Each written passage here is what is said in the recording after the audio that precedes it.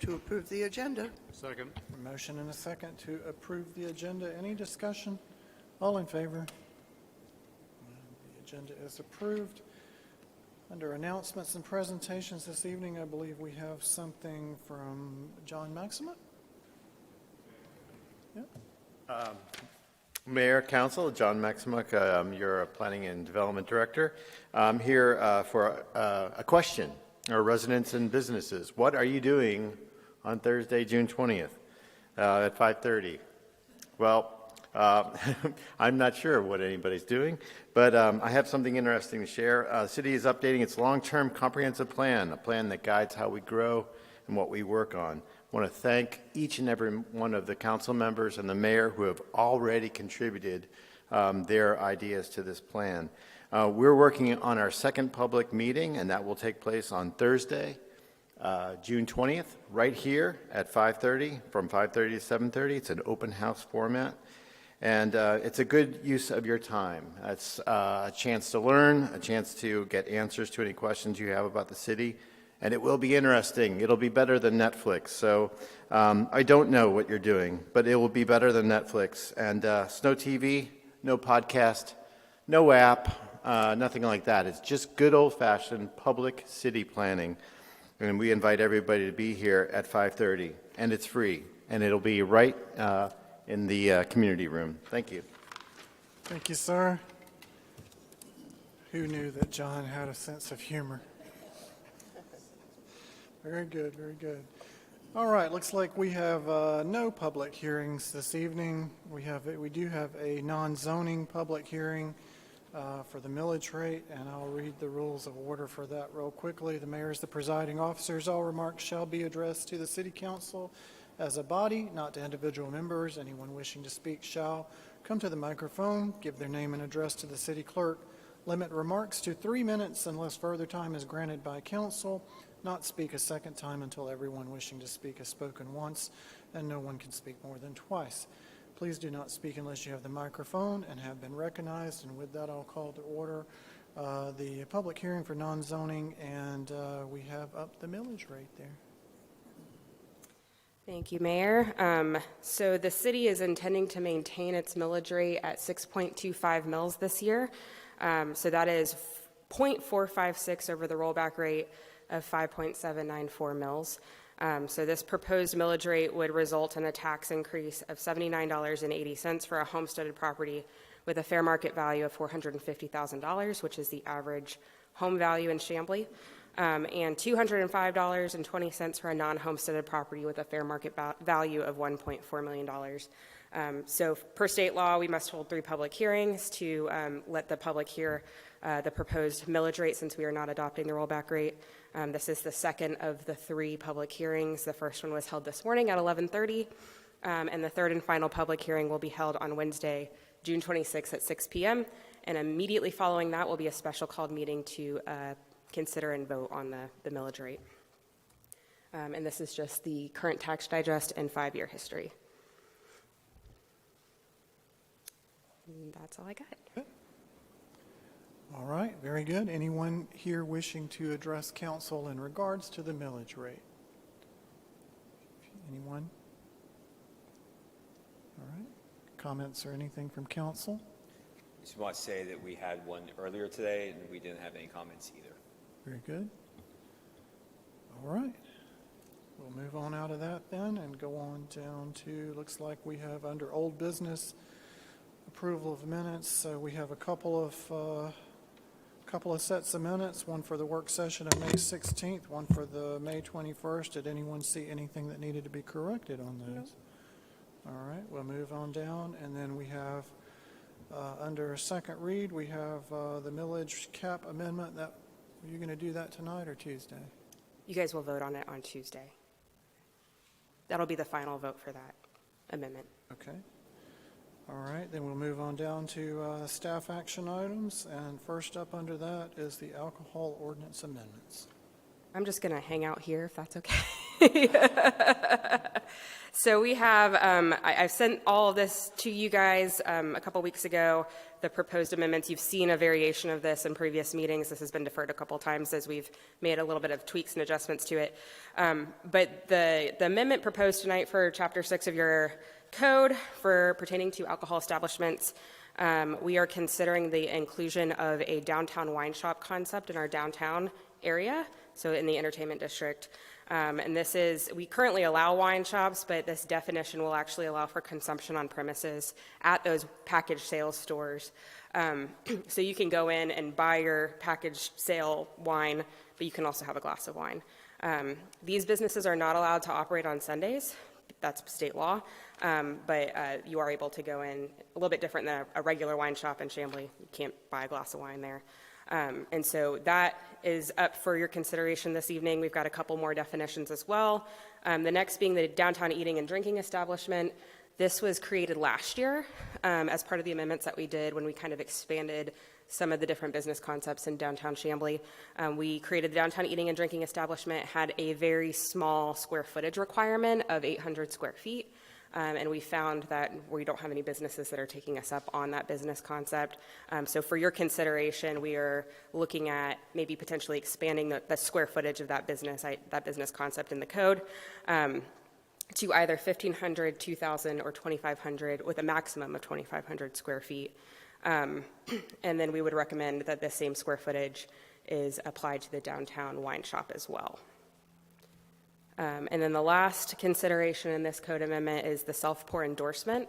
And so if you are receiving a consumption on premises license, you can have an endorsement that you have a self-pour automated system.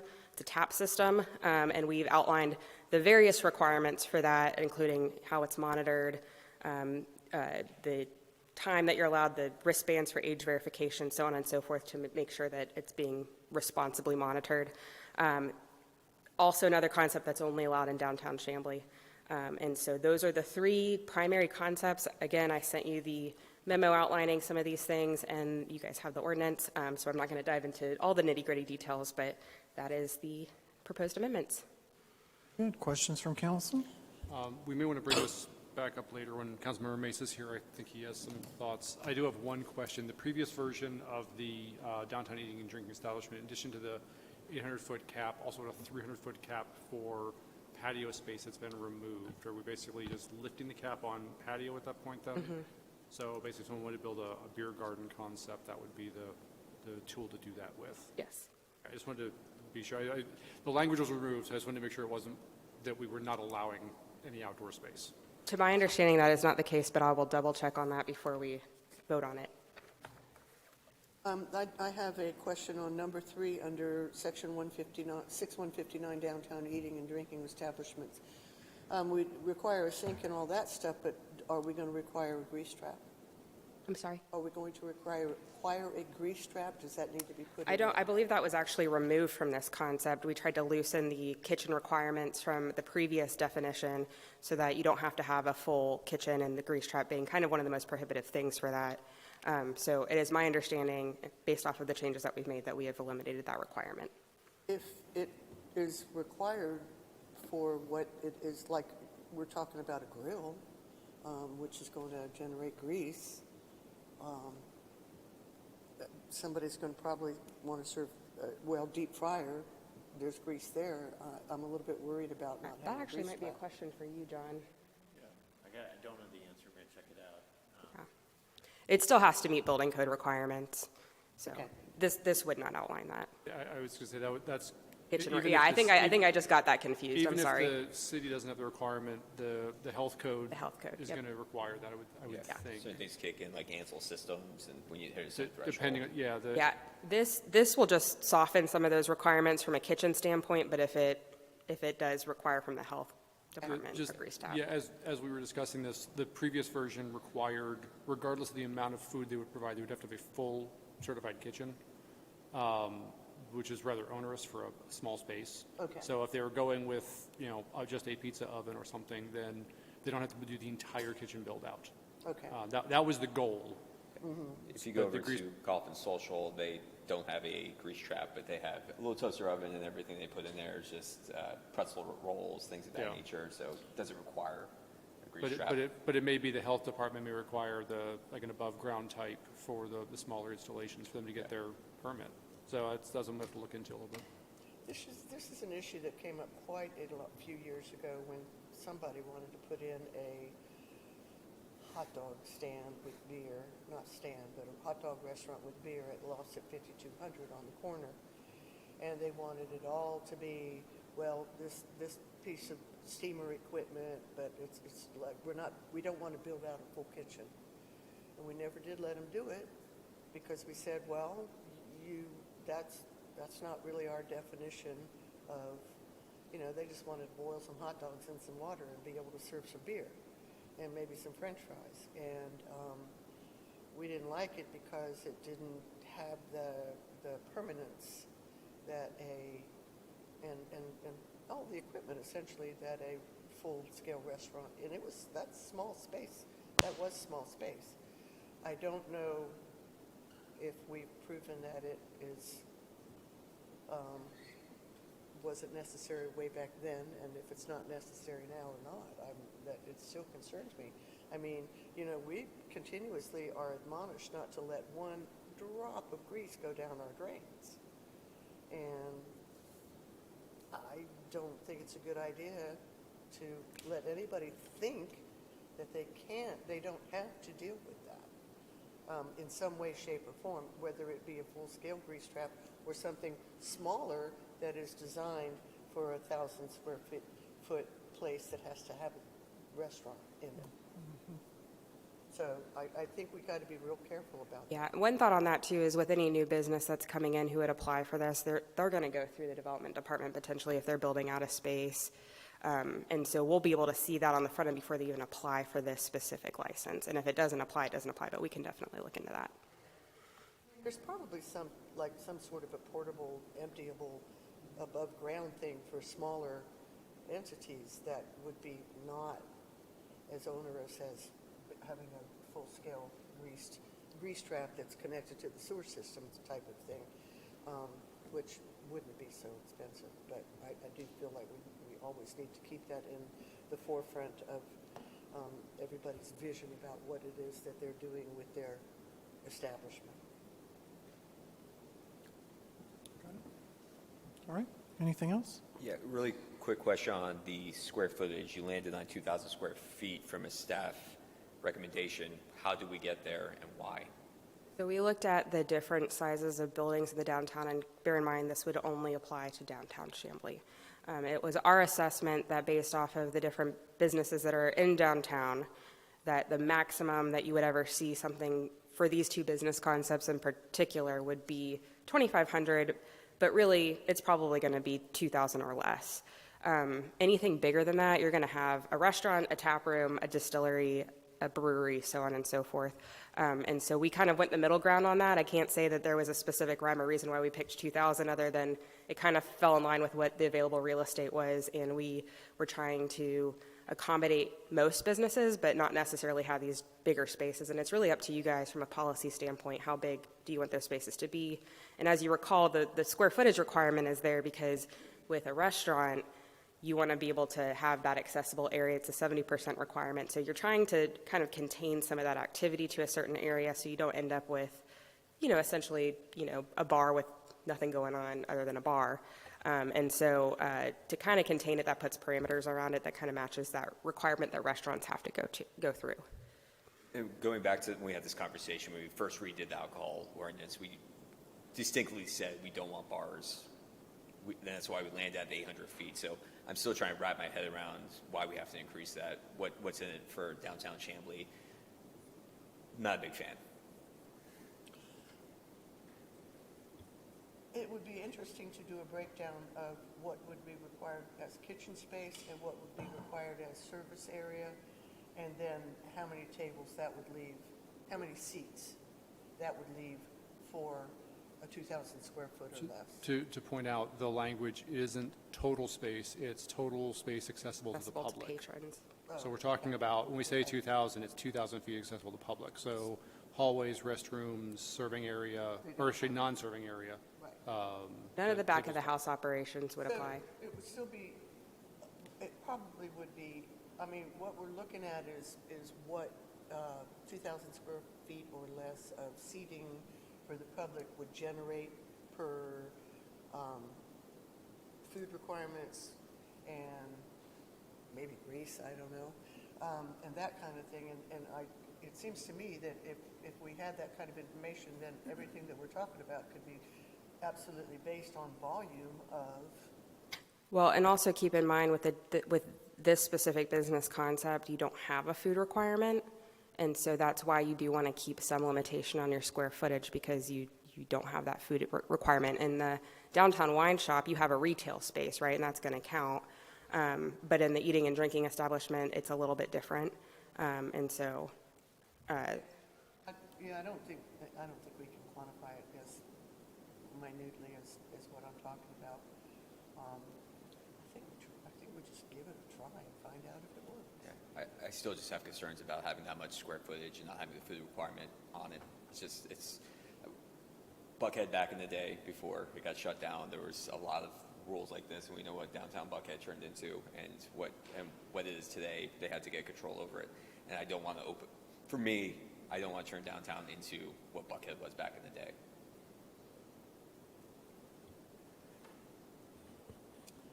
So we'll assess what happens as it happens. Yeah, we're going to go to And Buckhead. Gets out of control. Back and re-legislate. Well, it is concerning, so we establish it at 2,000 feet and licensed businesses. If we go ahead and change it, the existing businesses are grandfathered in.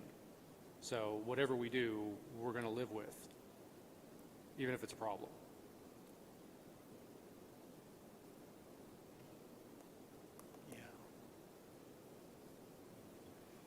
I know Councilman Mesa wanted to be here for this conversation, so we'll have more conversation, I'm sure, in the future on this one. Yeah, how well are we doing at monitoring food sales now is that for alcohol, yeah. we do it all the time. It's part of our compliance. And so they submit an affidavit every year when they apply. And we're comfortable that that's correct. So depending on the type of, right now it's all restaurants, right, for the most part. But depending on the type of establishment, if they're open past a certain point in time, they have to have it certified by a CPA. So we're confident that as much as we can do, unless we're accusing everybody of providing false information, we're confident that that system works pretty well. And we're pretty good about looking at things and making sure it makes sense too. Okay. One more follow-up. Have we run this particular size requirement past the police department to see their thoughts on crowd control, what this could do, what they've seen in other cities? We have not run it past the police department, no. Okay. I will say of that though, on the, I can't remember which one it is, one of them does require a site plan though. All of our other businesses, if they're open past a certain amount of time, requires a site plan. And we can look at, if depending on the square footage, whatever it is, we can also look at maybe requiring that as well.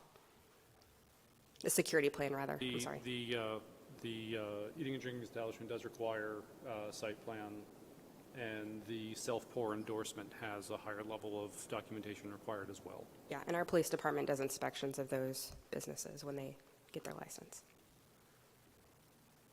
Okay, we'll move on to the next item. I got a feeling there's a lot more discussion to be had on this one. There's a lot of benefits and a lot of ramifications, and there's a lot going on there. So, all right, we'll move on down to the 2024 Downtown Special Services District's millage rate.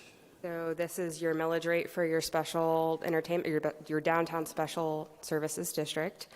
This process does not have to go through the same process that your citywide millage rate goes. You just have to adopt by resolution every year.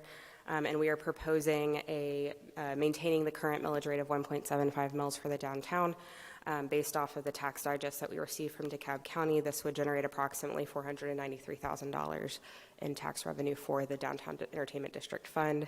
That has been going towards additional flock safety cameras on the trails, maintenance, additional police presence, And then there's some opportunity to do some more capital level enhancements once there is a fund balance in that fund. Questions on this item? All right, next up, we have a resolution to call for an election to determine the issuance or non-issuance of general obligation bonds. Yes, so this is the biggest step in the process of trying to get your parks bond tentatively on the ballot for November. You have to pass a resolution calling for the election and establishing the amount of bonds proposed to be borrowed, as well as the ballot language. The ballot language that we've proposed is, shall the city of Chamblee issue general obligation bonds for parks, trails, and outdoor recreational areas.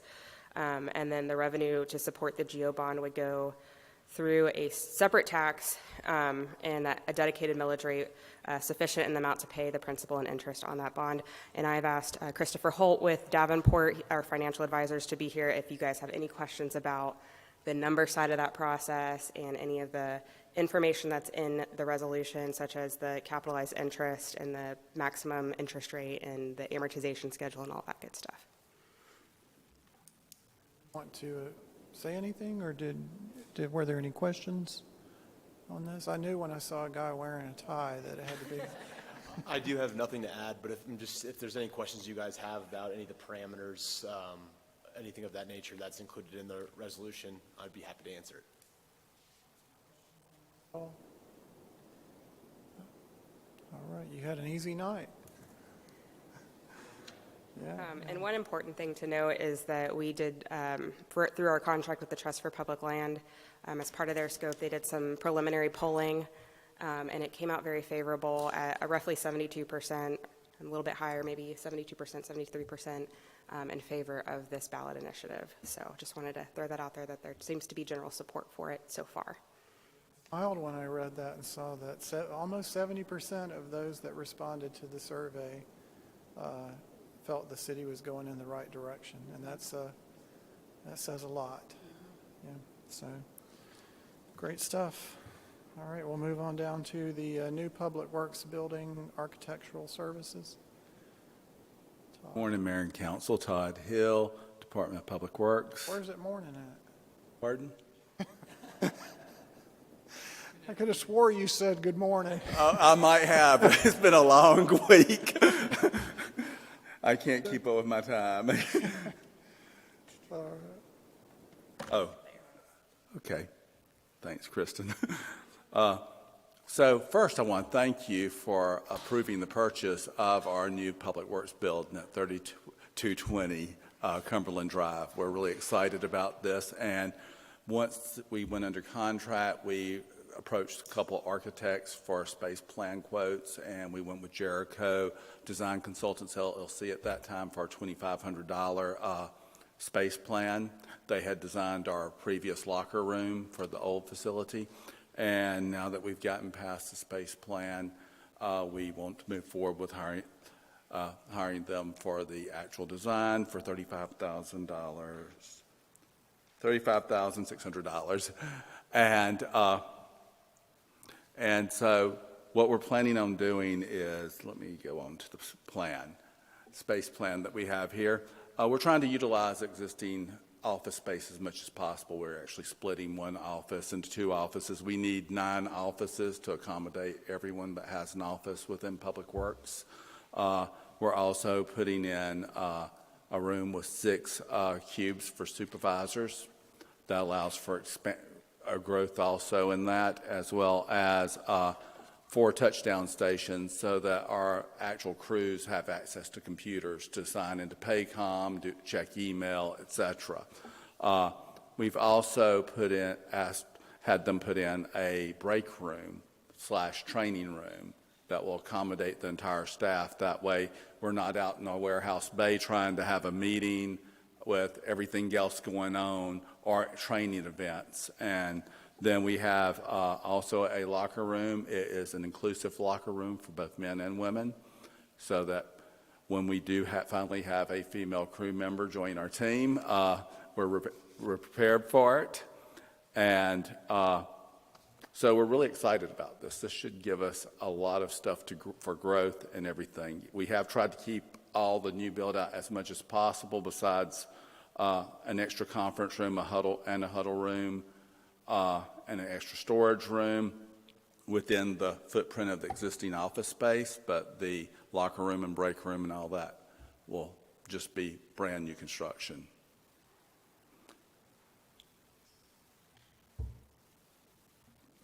I don't have any questions, but I do have a comment. I just want to say thank you to your team for being patient with us as a city council. We promised new lockers a very long time ago, but we saw something big and shiny that we wanted to do that could be so much better than the brand new locker room. So I hope that they enjoy this when it is completed. And again, thanks for their patience and your patience. Staff is extremely excited, especially on having parking, because right now we double park even for staff at Public Works. Thank you. Good stuff. Any other questions or comments on this item? Very good. All right, we are down to personal transportation vehicle policy considerations. What I did is lay out some ideas about this particular item. It's controlled by the state or run by the state. Golf carts, we always refer to them as golf carts, but that can only be done on a golf course. So they call them personal transportation vehicles. That means you can't go over 25 miles an hour. We can put restrictions on them. You could only go across state highways in certain locations. We have to post signs throughout the city saying that we're a golf cart community. There's many cities around the state, kind of started with Peachtree City. I know Gainesville has one. Most cities have this particular ordinance. So basically, I wanted to know if, I talked to Irene about this, and it takes a while to put this all together. She won't have it by July. But generally, are you in favor of going forward with this basic policy to bring forward you in a master policy change in July? And I don't want to go through all that effort if you weren't thinking that was the way to go. Yeah, I'm happy to start, since I was the one that brought this to you, Chuck, that yes, I'm perfectly happy with moving forward with considerations on PTVs. As I said before, Brookhaven has a large amount of them, and they're unregulated, and I have seen people with their newborn babies riding down Dresden Drive right in front of their new entertainment district, and it's just dangerous. We have Peachtree Boulevard. We have multiple state roads, which are not allowed. We have the rail trail that is becoming more and more used, and the form factor of the golf carts, to me, they don't lend itself to the trail. So I am a big favor of moving forward with regulations for the PTVs. So in one of the meetings that I had with you and Councilman First about this, we talked about how our city is, basically cut up into thirds for the sake of conversation by Buford Highway and Peachtree Boulevard. That if somebody was to be able to bring a golf cart into downtown Chamblee, they could not unless we had, like you said, designated. And that was a conversation you were going to expand upon. Provide some information where those crossing points might be, that kind of thing. And I just wonder if you got any more information on that. Paul put together a map of the whole city where you had 25-mile-an-hour speed limits throughout the community. Right. And there's certain locations on that where you could cross those major highways to get into different areas. Right. And I can provide that map to everybody. Yeah, I would like to see that before, doing this adoption, or that'd be a requirement I would have. Okay. So I'll ask Jimmy, because I'm not sure. Is the concern here the mode of transportation, or is the concern the place where they're? I guess my question is I understand if there is a concern, a safety concern for folks that might be walking and getting away or something like that. But I also, the other evening, there was I don't know if it was a motorcycle or a dirt bike or what it was that went down the rail trail behind our house. So there's other modes of transportation that are using, walkable paths that probably should not be on those paths. So are we trying to work just on golf carts here, or are we working on, should we allow Vespas and all these other things on the trails, or, I mean, that's what I'm asking. Yeah, it's so a little bit of both. So it's a form factor of the golf carts, or in this case, the PTVs, but it's also part of the policy put together would be speed limits on the trails.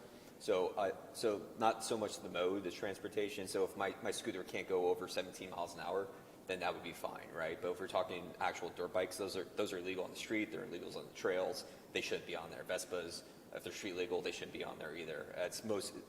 When we talk about this, we're talking about most motorized vehicles would not be allowed on the trails, large combustion engines, things of that nature. So I'm sure once we have the regulations, we could massage them to make sure that we're not along all modes of transportation, because that's not the case here. Ultimately, it's golf carts should not be on our trails because they take up too much room, and then we can figure out the rest as we work through the resolution. Trails or trails and streets? Trails. This and then, is trails only. Yeah, the state law dictates where they can go already in the city so far. So anywhere it's 25 miles an hour, you're allowed to take a golf cart. Part of what I'm proposing will also be a registration of golf carts in the city, and what that would actually entail would here's the rules. This is everything that you need to understand what's going on before you get this registration. So you know you can't go on the rail trail. You know you can't go on Peachtree Boulevard, and you're on your own cognizance if you do that. So it's just a safety measure and education piece as well. There are several things that are included in this draft. I don't know if you've had a chance to read it or do it, but I mean, there's personal vehicles. I mean, there's bicycles out there now that have motors that you can't even tell they have motors. Right. Pedal assist bikes and that kind of thing. So I don't think the intent is to go after those kind of uses, scooters, one wheels, electric skateboards, anything like that.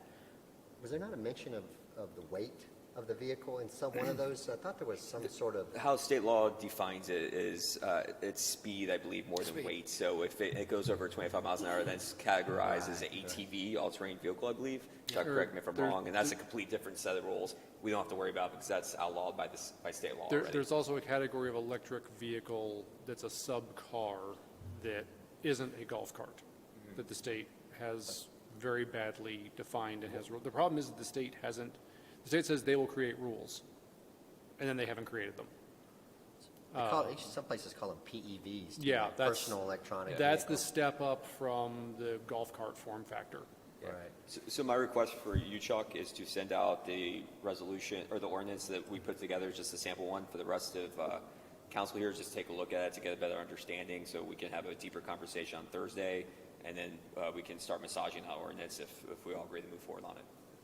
Okay. Because some of these forms of vehicles also is income-based. I mean, you're starting to see people who maybe not as affluent buying electric scooters as their primary form of transportation because they don't have a car or that kind of stuff. Or Why are you talking about me like that? well, I was trying not to, but you never mind. I'm not going to say that. But so there's that. I mean, there's a lot of things that go on. But I think the primary thing for me is I've probably been almost taken out by bicyclists on the Beltline far more often than I have somebody that's doing, and these pseudo Tour de France people riding on the Beltline like they are training for the Tour de France, and they just go flying, and you don't hear them, you don't hear anything. All you hear is this whiz that goes by you, and all of a sudden you just go, oh my gosh, I felt the wind of that bicycle just go by. It's unnerving. So I think part of the approach is to control the speed of anything, regardless of what it is. So whether it's electric or gas or pedal power, that's part of this consideration too. Or people that run, because some people run fast. Just kidding. One other question though. So you're talking about registration for the golf carts for intents purposes. What about non-Chamblee residents who want to bring their vehicles into the city? Because there are quite a few of those. I mean, are we going to require, if you're going to use your vehicle in the city, to have it registered as well? There's a provision in there. If there's like an event, a festival, you guys could waive that requirement. Otherwise, they would. Yeah, and most of our events already, we don't allow golf carts. So it's almost a non-starter for us. July 4th, golf carts aren't allowed downtown, and so on and so forth. And I talked to the chief about this. It's not obviously but he's there to help us in this process. But also remember that one of the issues that you brought up, Jimmy, was kids who are 12 in the front seat driving in the city. This is absolutely illegal. People who are obviously drinking a beer driving in the city is illegal. So, Yeah. so one of the things about safety we're bringing Yes, part of the sample ordinance I put together along with Chuck was you have to have a driver's license to use one of these. It's just a safety thing. So this is a safety consideration, and I understand it's going to be very hard to enforce, but if you come in here, you pay your $25 or whatever we decide the administrative fee is going to be, you get the list of the rules, and then you can't say, I was oblivious to this as we go forward. That's the idea behind all this. And Or we we had could a, just ban them and be done. We can't because of state law. I know there's a we, way around that. we had an incident was talking about somebody coming downtown that came down on Friday night that drove his golf cart, around and wove through the food truck lines, the bathroom lines, and just drove all the way up. And it's like, dude, what are you doing? This is like obviously a pedestrian area. The only vehicle that's even in this area is your golf cart, but no names will be mentioned, but, that was something that was like, wow. I mean, so he didn't even, they need, I mean, in that sense, they need to be treated like a car. I guess that's part of the goal, right? You're It's trying to the treat, form factor. it's to Golf treat carts him take like a up a car, and large amount of their area. if he couldn't drive his truck, wrecker, or whatever, up into that area, then he shouldn't have drove his golf cart. Well, I went and voted today over by the senior center, and I looked down from Malone over past your building, John, and just looking how narrow the rail trail is right there, a golf cart would take up 3/4 of it and just ruin it for everybody else. And that's one of the many reasons that I propose Sure. this. Well, and we broadened and then we narrowed the whole conversation back to golf carts. We're also talking about other motorized vehicles and even non-motorized people that can ride a bicycle faster than 25 miles an hour. So I think this is an incredibly complicated issue. Supposing instead of a golf cart that there were 6 people on scooters weaving in and out among the pedestrian traffic during the festival when, nobody else was in a motorized vehicle. How do you control that? How do you, you can't depend on the etiquette. That's Well, you have to have something in place because you have nothing to even Right. they just start step one. So I think that stuff needs to be included as well. And when you get the final proposal in July, I got a feeling you're going to look at that and say, we got to do this, this, and this. So that's something that's going to take till August before we really Yeah. get. I know one of the drafts I saw had a miles per hour consideration in it. I don't know which one it was. It's been a working document, so I don't remember. Yeah, we didn't invent the wheel on this. We Yeah, it is. pulled our ordinance or what we're thinking of doing from multiple different jurisdictions. Say that again. Jurisdictions? Say that again. Nope, I'm done. So with that said, we're not reinventing the wheel here. And Bill, as you bring up a good point, technology is moving faster than law will, but let's set the baseline and then we can start talking about what it looks like for the other items as we move forward. Because one wheel didn't exist 2 years ago or 3 years ago. Now And that's why I said yeah. let's focus on the behavior, like the speed Yeah. or versus what it is you're doing. Jurisdiction. It sounds like there may be a need for a better ordinance around the usage of the trail systems, establishing a speed limit and limiting types of vehicles and who can do what. That's all Which part is- and parcel. Yeah. I feel like that's a separate. I feel almost like it's a separate issue from the golf carts. Yeah. I really think it's two separate Yeah. things. I think if you try to put it all into one, that's a lot in one document. I think I said that a long time ago. I think Making sure it's clear, John. Making once sure you it's once you clear. get the sample ordinance that Chuck and I put together just to bring this conversation to you guys, I think it'll be much clearer. It's a little opaque right now, but once you get that, we can look at it, massage it, and we can come to agreement on how we want to move forward. Very good. All right, we are down to the Arrow Creek and City Hall Community Room Use Policy. I put, from the last discussion, I put together and I've disseminated that information out to everybody. And I think if you get a chance to look through it, it kind of sets up prioritization of when those 3 facilities can be used and how much it would cost. And so I would suggest that we adopt this policy unless there's some opposition to it and go forward at the next meeting on Tuesday. So the only question I have is it came back on Friday night. Somebody wanted to, it was the baseball team again, high school baseball team. They wanted to use this front room for their banquet. And it's still a little vague for me, so I just didn't know what that would be. Is that in there now? Is it clear as mud anyway? Clear as mud. Well, basically, if it says there, if they're not part of the system, then they can rent it, but there's certain provisions around it. They have to be a community-based business, it has to be a 401(c) business, and it has to be 50% of the population is basically centered in here. So you aren't getting somebody from, Brookhaven.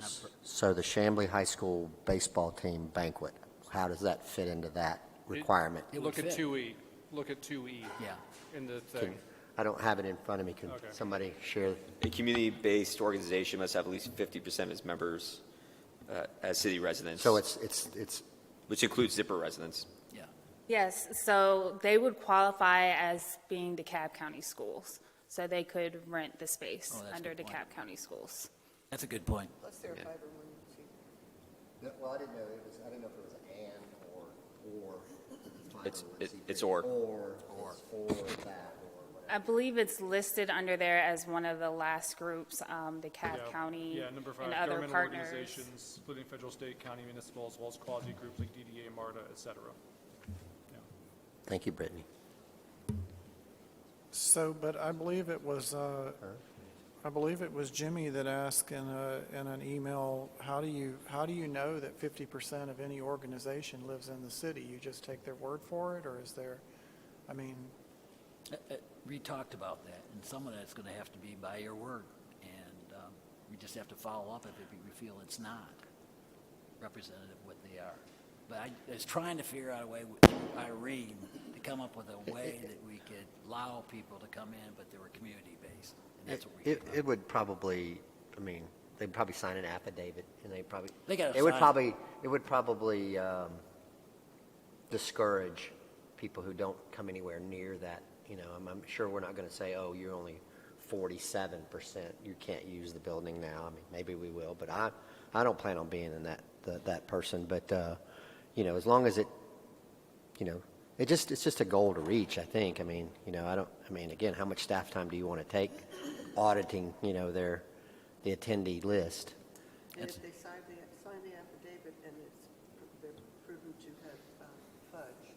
Intentionally. It happens, they're liable. Yes. Yeah, and ultimately, this is just to have the talking points with people.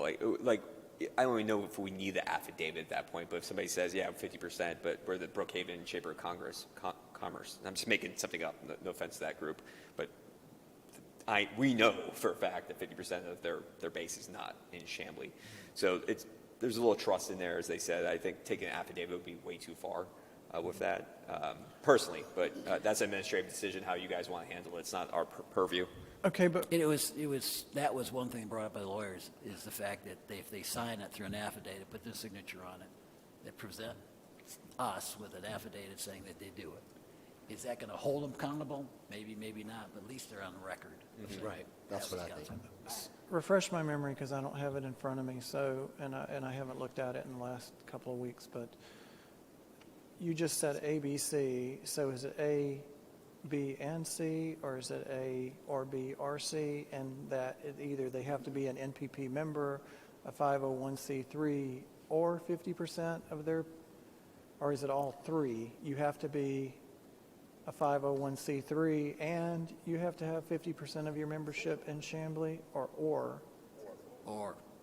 So if you're a 501c3 anywhere, then, I mean, whether you're in Chamblee or not, you can use the space? Well, except it says it also has to be a business organization, must have Chamblee business license, event must be related to city business or government purpose other than campaign activities.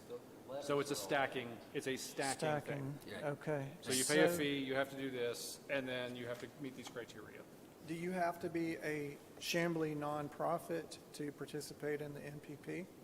Or do you just have to serve some Chamblee residents? The item 2 is actually specifically saying if you're not in the NPP. Right, but I'm asking if you are in the NPP, to join the NPP, do you have to be a 501c3 in Chamblee, or can you just serve Chamblee? No, you just serve Chamblee. You don't have to be a 501c3 based in Chamblee. You just have to serve the Chamblee community. So and I don't mean to beat a dead horse, I'm just trying to wrap my head around it. So if I'm a 501c3 in Atlanta, and I serve one citizen in Chamblee, and I want to be a part of the NPP and reap the benefits of that, I can do that.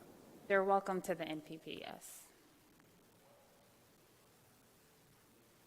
There's other commitments to being in the MPP. Right, we have some additional benefits to that most of our nonprofits that have a smaller portion that service the Chamblee community really participate in over the community room rental. So they'll really be into attending our lunch and learns and round tables and things like that.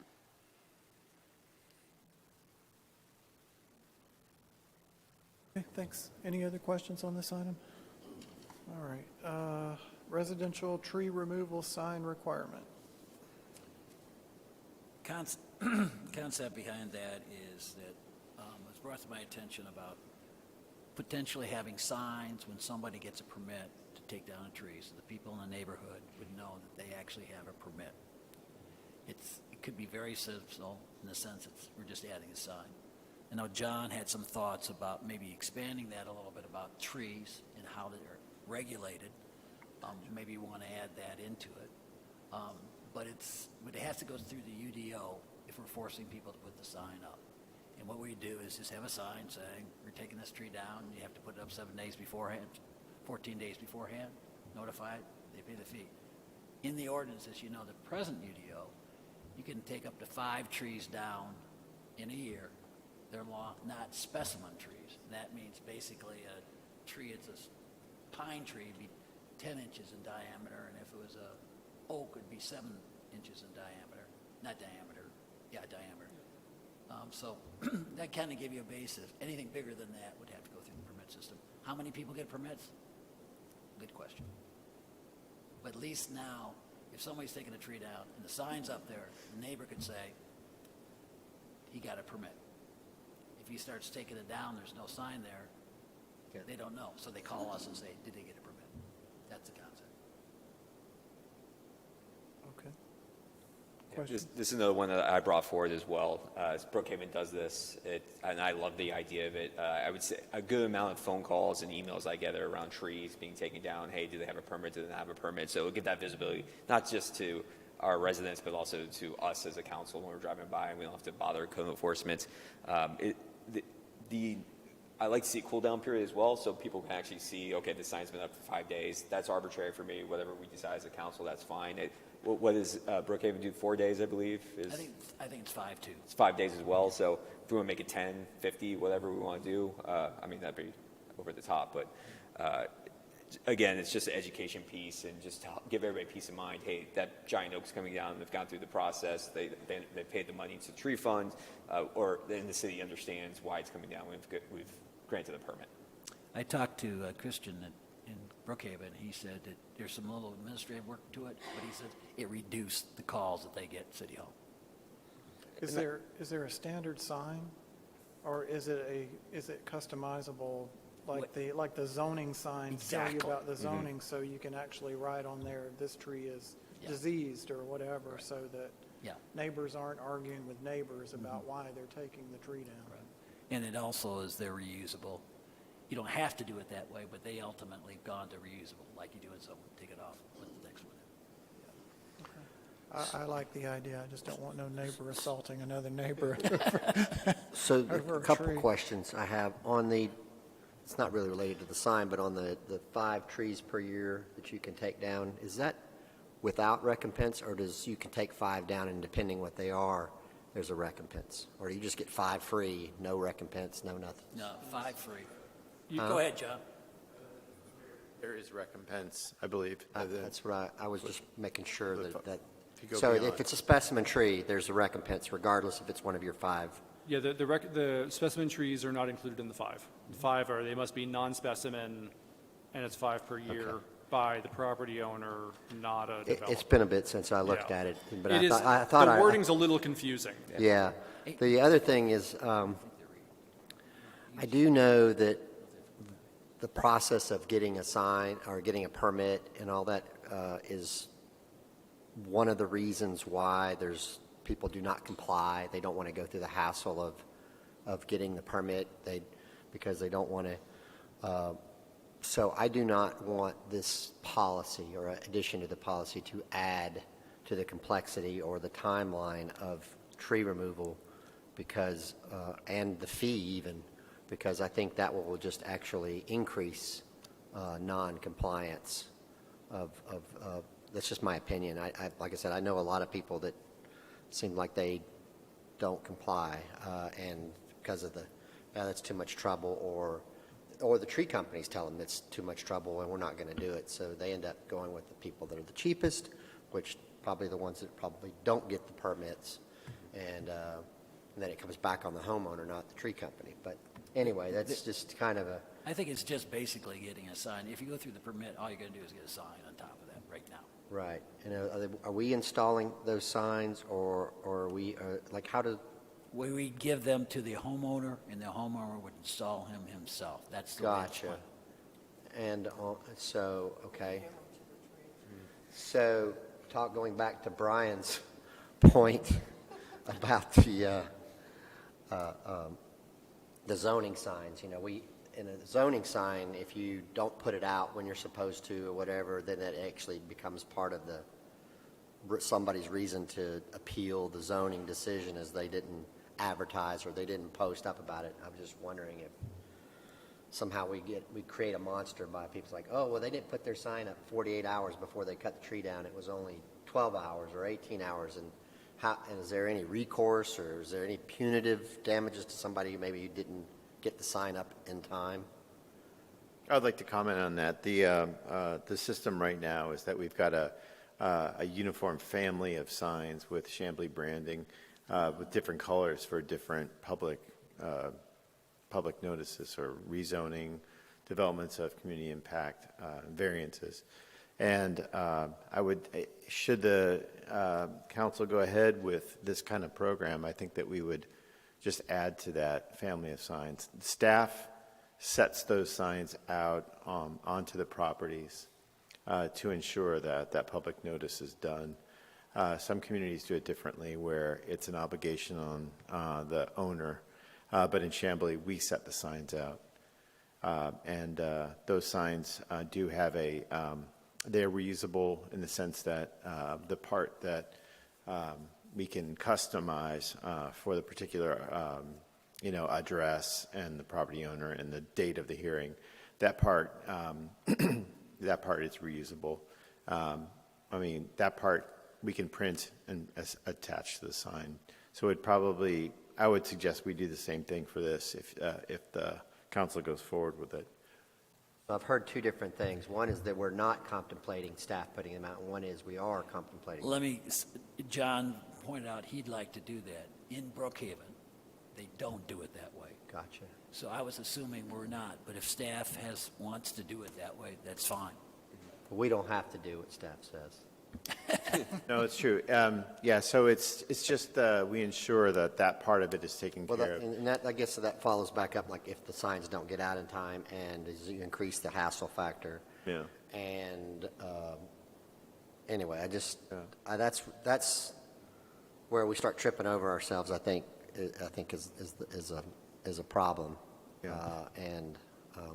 The staff incentive to get the signs out properly and on time have to do with the public notice procedure, so that it's just one thing that opposition could challenge the process on if it's not done correctly. But theoretically, staff would be code enforcement? Pardon me? Staff would be code enforcement. Who would put Okay. who on staff would handle tree signs? So the Planning and Development Department, and we're home to code enforcement anyway, so, yeah, we could set them out, or we could come up with a system where the owner does it, but either way, I think they should be a unit, part of the family of signs, so people see that it's a Chamblee branded item. So I have, I know what you're talking I have a about. I don't question think we're based on getting Mr. Mace's comments, and that question is, the purpose, it seems to me that you want the purpose of this sign to be public notification so that people don't blow up next door saying, oh my God, it's happening again, they're stripping the world of trees. That being the case, that's great, and I like that idea, but I don't like the idea that if I want to cut a tree down, tomorrow. let me back up on that because I don't. But if somebody wants to cut a tree down because they really just are sick and tired of living in the dark, and they do get permission to cut it down, and let's say that it is a tree that requires some recompense or whatever, I don't want to think that my neighbor could come and say, I don't want you to cut that down, and neither do people on the other side of you, and therefore you can't cut your tree down. Is that in danger of happening? I don't think there's a mechanism for them to be able to do that today. Okay. When All something right. comes through and Because it's approved. John is saying, well, then that could be a point where somebody could say, well, you didn't have your sign out, and you didn't give me a chance to protest, and now, Yeah, you took it another step further, but yes, I mean, when you make it a requirement to have the sign out X amount of days before then, what is the penalty if you don't, I guess, is that we contemplated that.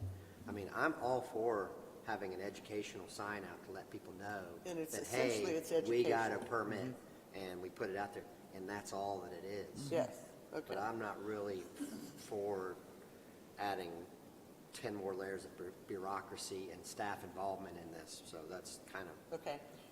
My whole point was just, the purpose of this sign is entirely for the sake of letting anybody and everybody that drives by and sees the sign know that this particular tree or two trees is coming down, period.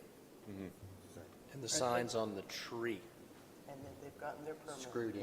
No, it doesn't have, I don't know No, if it's on the on front yard. the tree. No, Just be like a regular variance listen, of hang signs. on, no jokes. It's on the tree or it's in the yard? Or- Okay. The one thing it doesn't, now this would only apply to trees that are requiring a permit, which means hardwood over 24 inch, softwood over 30 inch. So it's probably the smallest percentage of trees that are being removed anyway. So it doesn't really do anything for us about the up to 5 under that.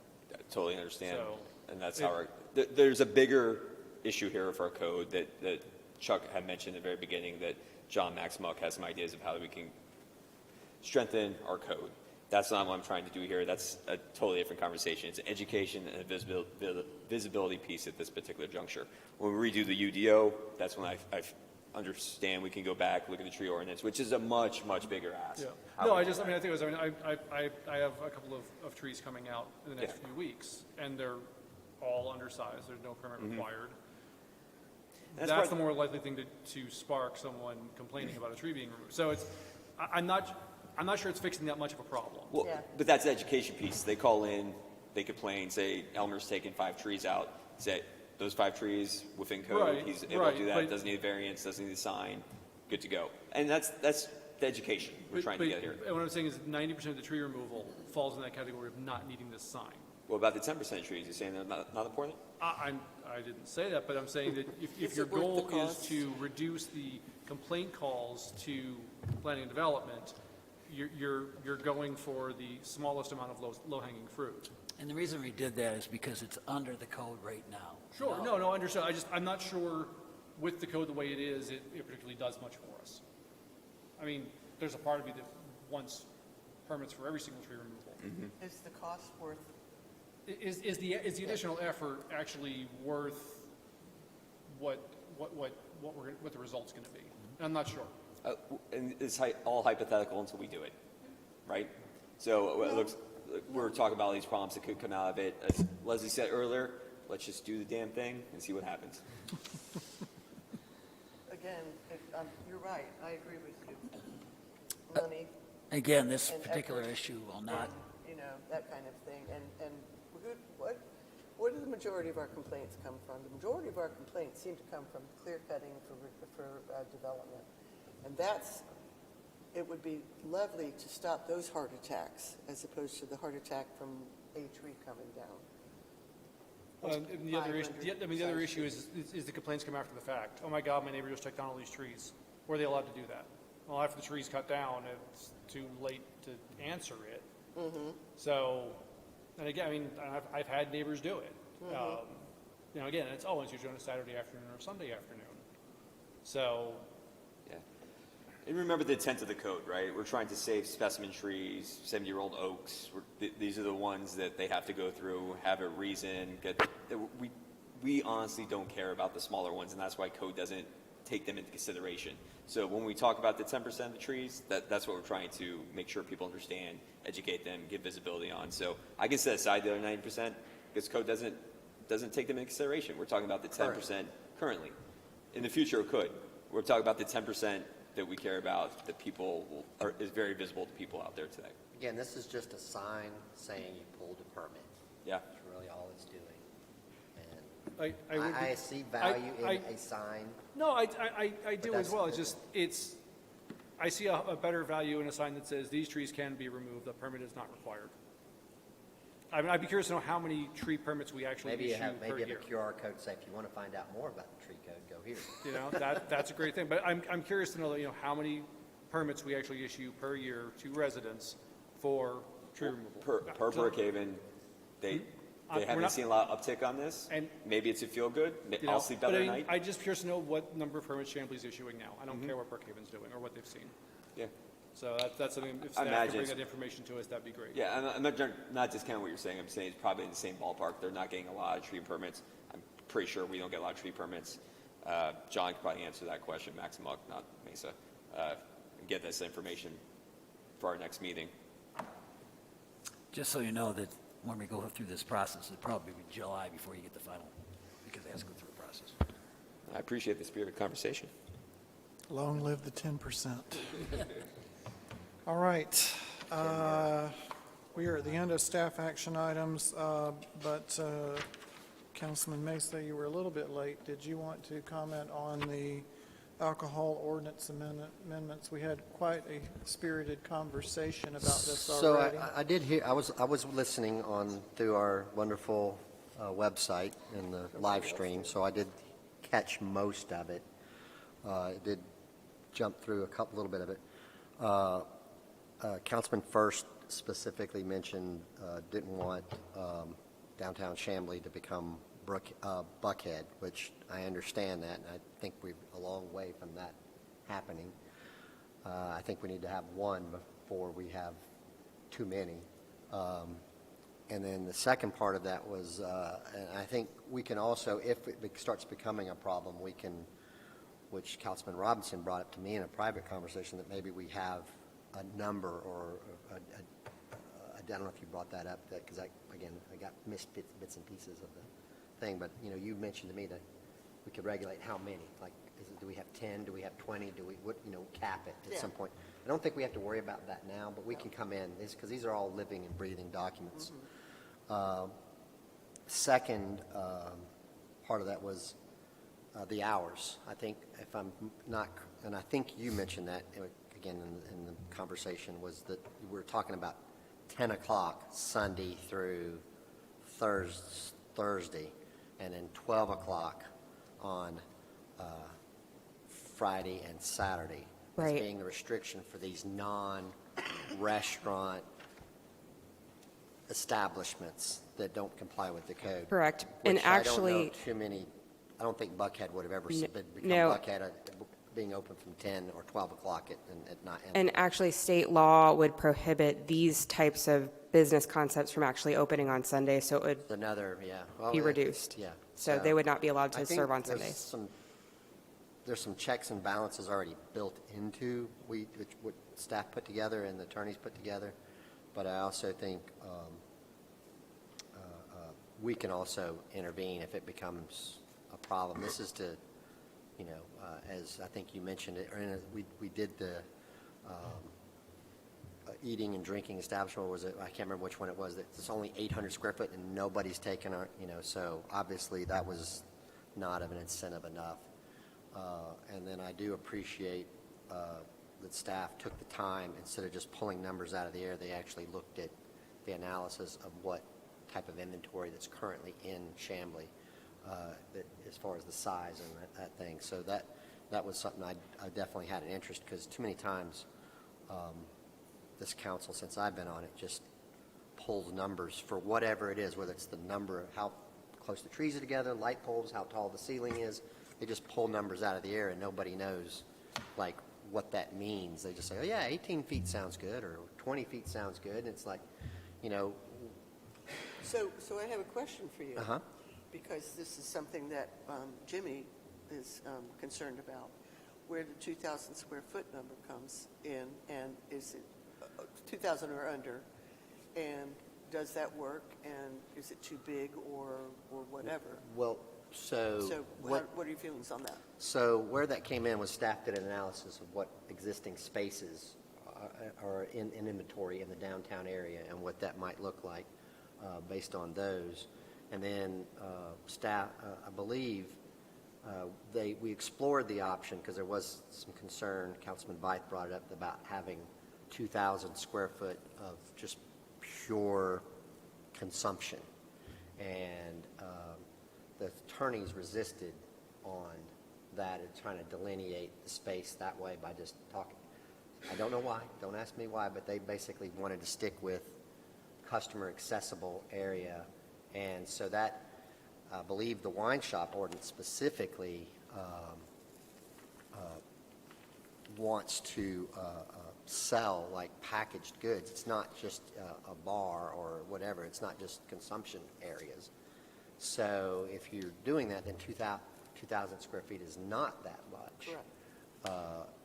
And again, 1,500 might work for a lot of the businesses, but I think there's a few that are going to get carved out based on the analysis that I saw, and I did a little bit of work on it myself. So that's why we landed on that number. I think 2,500 feet is probably too big and doesn't represent the inventory that's downtown. Somebody could certainly come in and create a larger space, but it's not based on what's existing. That's.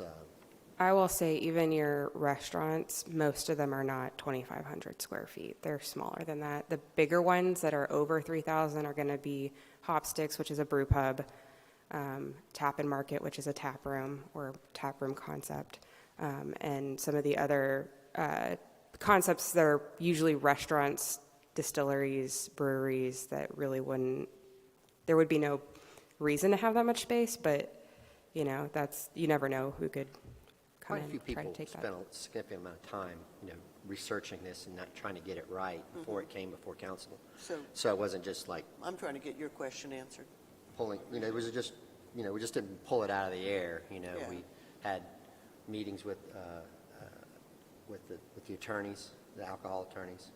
We had, we talked to, I think, was it Economic Development Department? Who did the field research? Naomi took all of the licenses that are currently active in the downtown entertainment district that have alcohol licenses, and she looked at all of their floor plans with their 70%, for most of them are restaurants, with the accessible square footage, or the accessible areas, the areas accessible to patrons. She looked at the site plans for the different applications that have gone through. So she pulled it directly from the applicants that have submitted.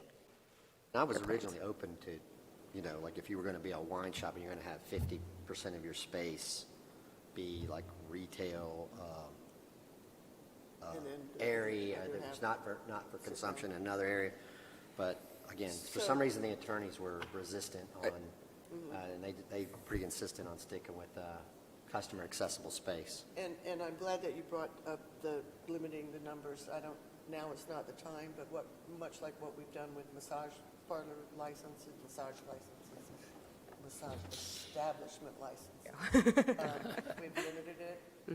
That's probably something we should be considering, no, I'm sorry, looking at all the time, but now's not the time. Well, and remember that these business concepts are only in the downtown area. This wouldn't be citywide unless you wanted to change it and allow it citywide, but you have limited real estate too. But still, even at that, I would like to see that in the future for a couple of reasons.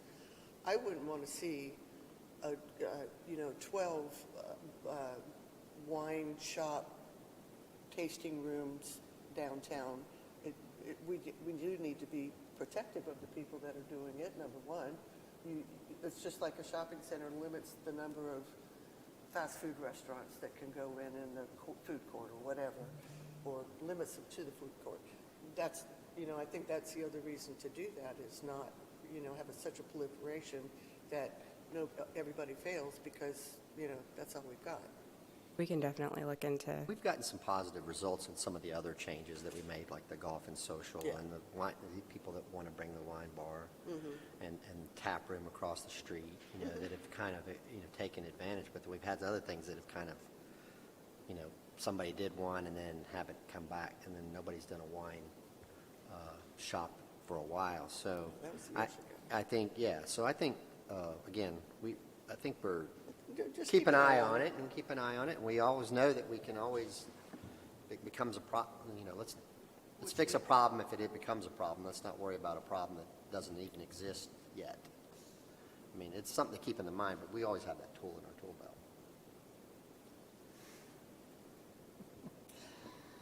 All right. Anything else? No. Okay, we'll move on down to mayor and council items. And Councilmember Robson has changes to ordinance for right-of-way use.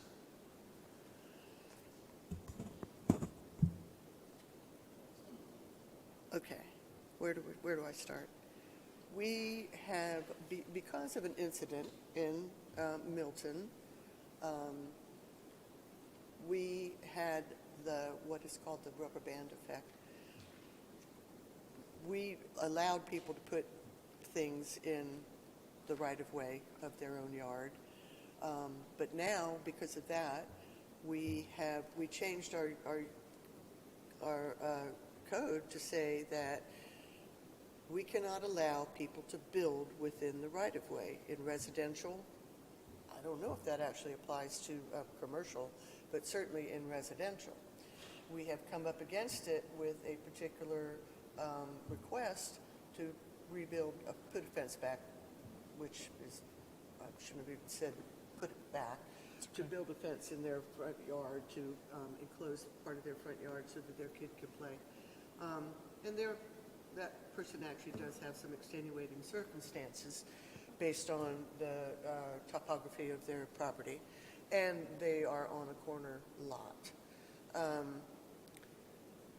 So I wonder, number one, why we cannot allow somebody to put a fence in. What is the purpose?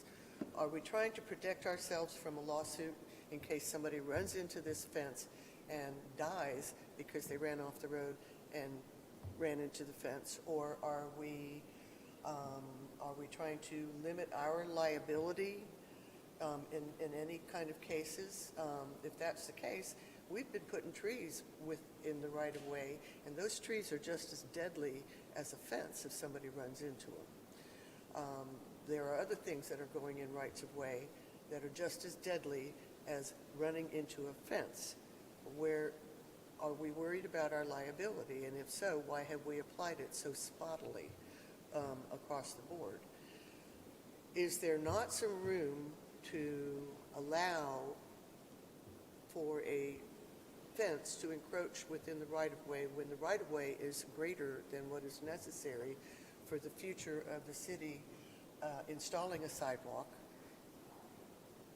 of the proper size that we want in residential and leaving it at that, and so that we don't have to tell somebody you got to take a fence down because we finally decided to put in sidewalks. is where's the line that we don't really want to cross over? I think that we have bent over way too far to the extreme when we tell somebody that they got to put their fence 30 feet back into their property, when all that's necessary for a sidewalk is what we're going to put 6-foot sidewalks in residential and have a 2-foot hell strip and whatever. So what do we need? 8 to 10 feet. Why can that person not then come and put a fence at that point to allow them to have the use of their yard, even though it is right of way? Because legally, it's not their yard. Legal, it's right of way. However, we all know very well that is the use of it's for the use of, it is used by the homeowner, the property owner. And again, I think that we're sending a message because we've got a lot of stuff in the right of way that totally belies that whole concept that we have to be very concerned about people running off the road and injuring or otherwise killing themselves because we have a structure of some kind, or a boulder, or a planter box, which was indeed the problem at the time, constructed in the right-of-way. Not only that, but we've got all of these things that are in the right-of-way. Are we going to go take them out? So I agree with Leslie that I think this was a huge knee-jerk reaction to the Milton case. I don't know all the particulars of the Milton case, but I do know that this was during my time on council the previous 10 years or more, that we made this decision many times about, if somebody wanted to put a picket fence up in front of their house or replace a picket fence, or they were on seems like corner lots are particularly vulnerable to having backyard fences that sometimes get in the right of way. And we've done, and I believe all the members of this council has made this decision before. I say all the time that we should make decisions and policy with the scalpel rather than a sledgehammer. I think we definitely used a sledgehammer on this particular. I voted for it, this change. I don't think I realized the ramifications of that change. And looking back, I think we went too far. If we're going to hold up the Milton case as the reason why we made this change, then I would like to see some details on why, it was an object in the right-of-way, so you lose. I mean, was it because it was a 300-pound solid cement structure? Because that's the reason why they was, and the city intentionally put it there for. I mean, there's details of that case, and that were arguments that were made by the attorneys that made this relevant. It was just like Leslie said, it can't be just the fact that it was an object, because we place objects all the time, trees, light poles, things that are much more dense. So I would like to know why did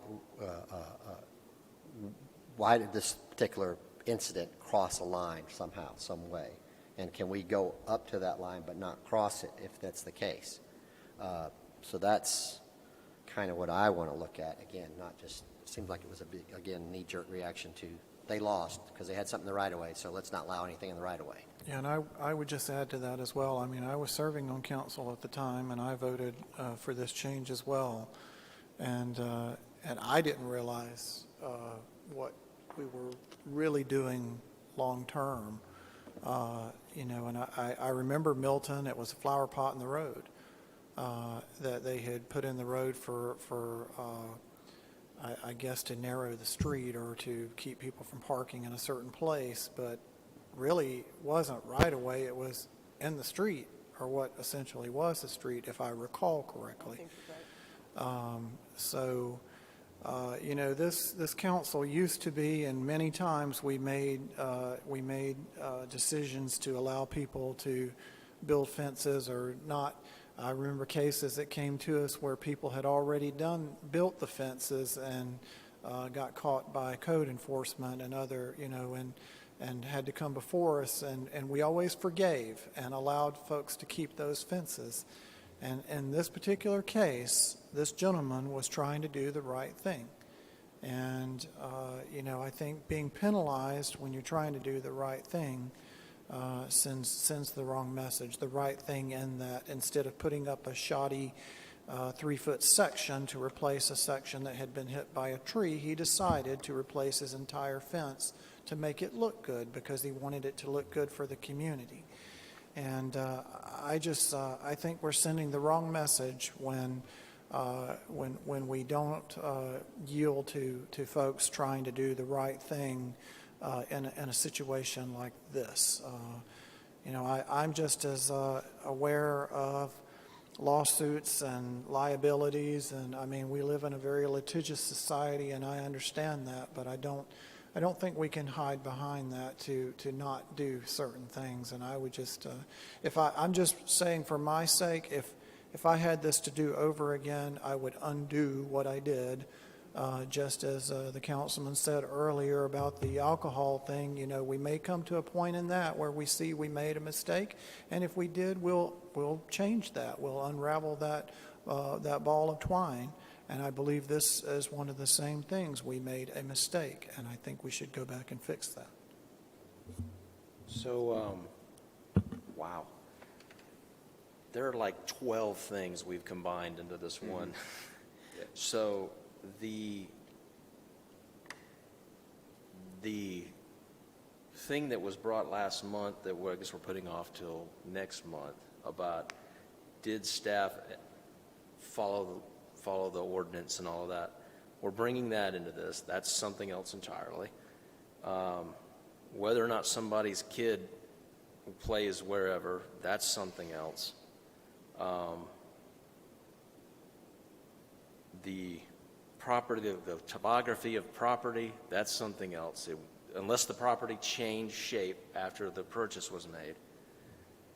So to tackle this, we're going to have to roll a lot of this stuff back and talk about each of these individually or pick the one thing. But from my utility background, a right-of-way is we need that to do the work we need to do. If somebody builds in a right-of-way or an easement or whatever, and there's differences, but if somebody, we allow that as an entity, and we don't check that, and then we need to do work in that right-of-way, then we got to pay them to fix their crap because we let them put it there. So there's that. That's one aspect. And then there's also the safety aspect. And then there's this other lawsuit thing that really doesn't factor into my decision on this at all. So I guess, I don't know how in the world. So, Paul, we're not asking to reinvent the wheel. We did this prior to 2021. Right, but you guys all are the using time, all the this. time, all the time. We handled all those issues that you're talking about all the time. I think we and it already made wasn't a it wasn't decision that big a on- deal. Now because we decided to make this change because of the knee-jerk reaction of the Milton case, now we can't even take a case-by-case situation. It's like, nope, can't even do it. Can't even look at it. Can't even consider it. Why would we allow someone to build in the right-of-way? So the law has changed since the Milton case happened in 2023. The environment has changed.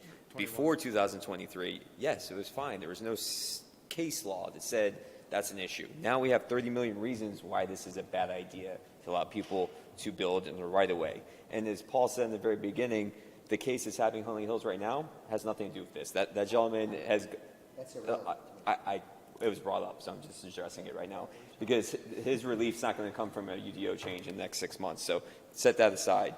And the other thing I would say is right-of-way is not just for sidewalks. It's for utilities. It's for all kinds of things beyond sidewalks. It's to sit there and say it's just for we need 6 feet for a sidewalk. There's much more that goes into it than just sidewalks. To look in the past and say we used to do this when we have case law in front of us, when we know we're giving ourselves exposure by letting people be in the right of way, that is just bad policy to go back and change it to where it was in 2020. What does the case law say? What was the details of the case law? I'm not a lawyer and I can't get into it. All I know is that the city can be held culpable now for right-of-way violations. Any and all?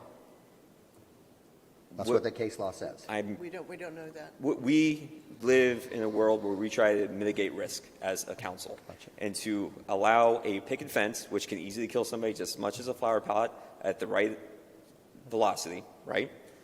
We're being regressive here and going back to a place where we could expose the city to a $30 million lawsuit if something happened. Now, the chances of that happening are slim to none. And granted, there might have to be some cleanup, as this has been brought to our attention. But I can't sit here in good conscience, let people build in the right of way when it could be expose the city to a lawsuit upwards of $30 million. If I can chime in, the liability issue is actually lower on my list than anything else.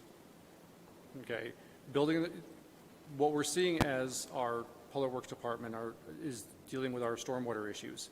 We're finding out that we have stormwater pipes on private property that need to be replaced. Well, we're going to pull them out and put them into that right of way. The property in Huntley Hills, when you look at the plat for it, there are public utilities in that right of way over and beyond where a sidewalk would be. So over the next 10 years, this city has to spend a tremendous amount of money fixing stormwater issues, and we're going to be putting all that new piping where? In the right of way. And again, to Paul's point, if every time we allow someone to build a fence or landscaping or something in that area, if we have to remove it, we then get to pay for putting it back as it was. Giving up the public stated otherwise. But giving up the public property for the purpose of improving the community does not seem like good practice to me. We are setting ourselves up for more and more headaches down the road. The right-of-way exists for a reason. They're established for a reason. Building things in them is just going to add to the issues. I cannot get behind changing that. I was not on the council when that rule was changed. If I had been on the council, I would have supported the change, and I wouldn't be trying to backpedal it now. More than once, again, when these were variances that could be asked for, the condition of approval was that if we have to do that work, that we do not fix or replace. It's not an automatic obligation, at least it wasn't in the past.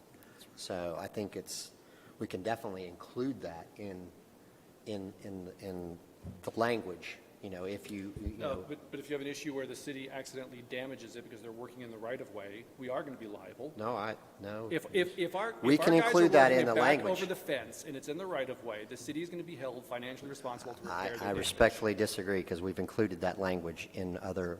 The city gets completely indemnified from any damage done whatsoever to that. You're saying that I mean, that's how again, it's it's written. I can't imagine that. They're lawyers, again, but I mean, we have, we can't say, you never can say that. And then, tearing up the lawn, whatever it is. But I mean, we've done that before. Where we said, if you put the fence in the right of way and we have to come back in, we're not replacing it. And we've done it before. But I'm not saying if we're going to do work, again, if one of our employees accidentally backs a city truck over it while they're working on site, we're going to be responsible for it while we're working in our own right-of-way. That's true now. Not if again. It's true now. I mean, if there's a fence or a driveway or something in the right of way now and we damage it while doing the work, we have to replace it. Except we're getting into the question of whether or not it should even be there. Right. And I'm saying is that it shouldn't be in the right-of-way in the first place. Well, I feel like, I wonder, and I would like to explore whether or not we can codify who's responsible if we do indeed say you can build your fence. We're going to have to have some kind of a setback. And it should be residential only that we're doing this for, not for commercial, et cetera. It should be residential. I think that. I don't think you can do that, Leslie. I don't think you can determine who has rights and who doesn't. I mean, either if you're just in my, maybe on this particular thing, but in the past, you can't distinguish commercial versus whatever on a particular code like that about that kind of stuff. That's just. Well, I wonder if it can be, because it seems to me that there would be there are different rules for residential. And I don't really see the need for it, but anyway. So I would like to find out if it's possible. I would like to find out if it is possible to indemnify the city against having to replace a fence that gets taken out by accident or on purpose, has to come out on purpose, et cetera, et cetera. I would like to avoid the city having to come and ask permission, like the county had to ask permission to put pipes in people's yards and then had to replace the landscaping in people's yards, et cetera, I would like to be sure that we're not stuck with that.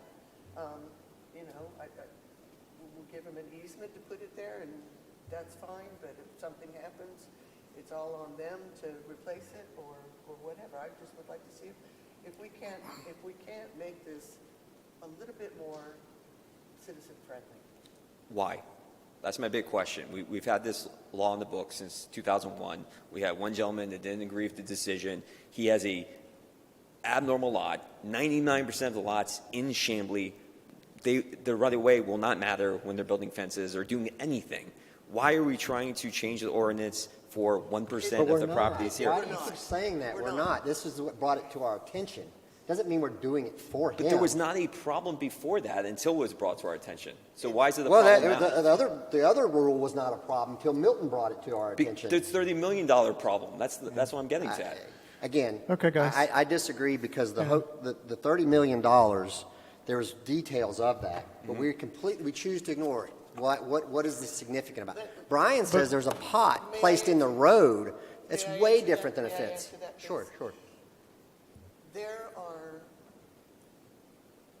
documented by somebody, over 45 violations in single-family neighborhoods of which apparently are grandfathered in, I guess.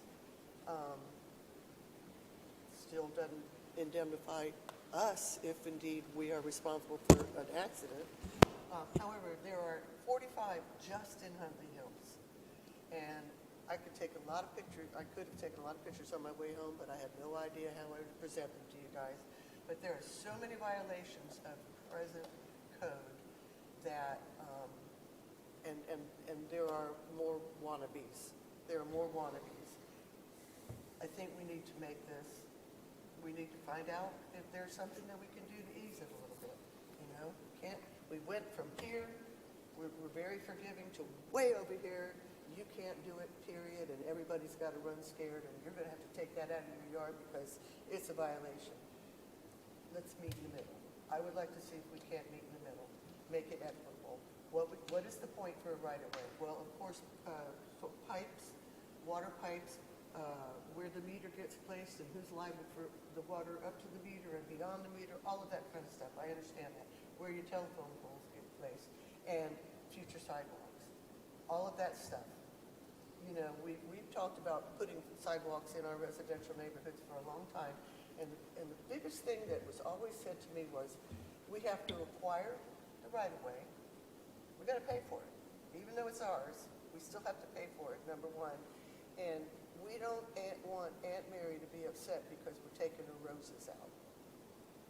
That's been, and I understand that is hyperbole. I understand that is sort of a,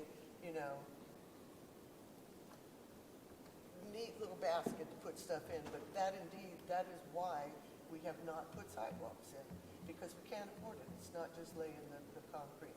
Okay, if that's the case, then let's allow for that and make it so that we don't even have to ask permission. We don't even have to ask for a right-of-way acquisition if it's already ours. And then allow people to pull their fences up to the, to me, not only is it this particular guy wants his kid to play in the front yard and blah, blah, blah. It's also, have you been to England? Have you seen how wonderful all the little picket line streets in these single-family neighborhoods are, and how the cottages all are adorable, and they've got these picket fences and the roses are growing on them? It's also an aesthetic thing. Yeah. We've got townhomes right around the corner that I don't know that they've got a sidewalk, and they got wrought iron picket fence right up to the back of the sidewalk. Are those all in the right-of-way, and all those going to be removed? I don't know. It's just, I think we're opening up a huge can of worms by not even using this as a case-by-case decision on how to, and restricting I would like to explore this. I would say we're opening a can of worms by reverting back to allowing things the right away. So that's just a point of perception. Oftentimes, it takes one thing to happen to bring things to your attention. And this is just one of those situations where one person brought something to our attention. I didn't realize that we had changed it to that degree, or did not remember that we had changed it to that degree until it was brought to our attention. And I'm not arguing one way or the other that, about the outcome here. I just, all due respect to staff. I think we have an amazing staff, but some things should end up. We're sitting here every month almost talking about dumpsters, and yes, some things just end up before council, as I guess they should. And so so I just see this as one of those things. And if you don't agree, then just vote no when that comes before council. Vote no on it. But I think council deserves the right, and I say that as a mayor, I don't even have a vote, but I think council deserves the right to hear a citizen's case if it has been declined by staff in this aspect. And again, all respect to staff. I believe the council should be able to hear citizens' concerns and decide if there is everything is not just cut and dry. And this is not, I would never say this for a new build. I would never say that we should let somebody go out and start building tomorrow in the right of way. But I think with things that have been there that were grandfathered, that on a technicality, are no longer allowed, that's a different situation, and council should be able to hear that and judge that on a case-by-case basis. That's just my opinion. I do want to comment on, I think that we decided last month that we supported our development directors. We haven't voted on that yet, but We haven't voted on that. No, we have not. we have That not is still voted open. on that case yet. So I moved for the deferral. It should be on Tuesday. Then I'm going Yes. to take that back. I'm going to say now, you interpreted things the way that they were written, and correct. you interpreted them correctly, okay? Which is why I'm bringing up, can we not change the UDO to incorporate some things that we've just discovered, which are some people's right-of-way is a lot deeper into their front yard than other people's, and things like that. So, again, it's a, bringing the pendulum of everybody could do whatever they want the right-of-way to, nobody could touch the right-of-way to somewhere in the middle. So that's another question. She brought up, made me think of it. Again, I know of other situations where the right-of-way is not the same. It's not a uniform 10-foot around. Sometimes it's less. Sometimes it's a lot more. And I don't know how that happened. It's probably something way back in the DeKalb County days of the way they platted these developments. But I think sometimes that the right-of-way is excessive. Again, this is kind of outside of this, but since it came up, I wanted to know this question. Is there a process of changing the right-of-way?